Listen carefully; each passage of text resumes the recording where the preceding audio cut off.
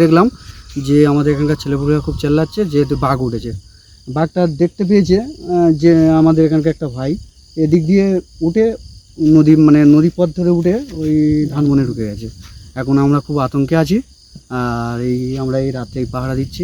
বন দপ্তরকে জানিয়েছেন? বন দপ্তরকে জানিয়েছিলাম, ওনারা এসে আমাদের বলে গেছে এখানে থাকতে, ওরাও আসছে। কতটা আতঙ্কে আছেন? আমরা প্রচুর আতঙ্কে আছি, আর এরকম বারবার আমাদের এখানে প্রায় হয় এরকম, আসে চলে যায়। এখন এসছে, এবার তো গ্রামের মধ্যে ঢুকে গেল। হ্যাঁ, এবার তো গ্রামের মধ্যে ঢুকে গেছে। আমরা তো খুব আতঙ্কে আছি, বুঝতে পারছেন। আর ফরেস্টারকে জানানো হয়েছে, ওনারাও এসছেন, দেখি এখন কি করে ওনারা। আর দেখলাম বলতে সন্ধ্যা আনুমানিক 7টা সাড়ে 7টা নাগাদ আমাদের এই গ্রামের পাশের গ্রামের একজন সে জাল ফেলছিল, তখন এই জোয়ার উঠছে আর কি।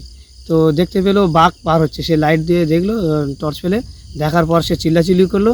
তৎক্ষণাৎ আমাদের পাশাপাশি যারা বাড়ি রয়েছে লোকজন বেরিয়ে আসলো, সাথে সাথে আমরা গেলাম, গিয়ে দেখলাম যে রাস্তার উপর জলের ছাপ, পায়ের ছাপ, এবং সঙ্গে সঙ্গে রাস্তার পাশেই ছেঁচা পুকুর, নরম মাটি, সেখানে পায়ের ছাপ, বাঘের পায়ের ছাপ স্পষ্ট বোঝা গেল। আমরা বন দপ্তরকে এবং পঞ্চায়েতকে ফোন করলাম, সেখান থেকে বন দপ্তর থেকে লোক এলো এবং তারা পায়ের ছাপ দেখে সেটা কনফার্ম করলো যে এটা বাঘ, এবং বাঘটা বেশ বড়, এবং তারপর দেখে গেল এবং তারা তাদের প্রশাসনিক ব্যবস্থা নিচ্ছে। কোন দিকে গেছে বাঘটা? বাঘটা গ্রামের দিকেই গেছে, ধান জমির দিকে। হ্যাঁ, ধান জমির দিকে, আশেপাশে একটু বাঁশঝাড়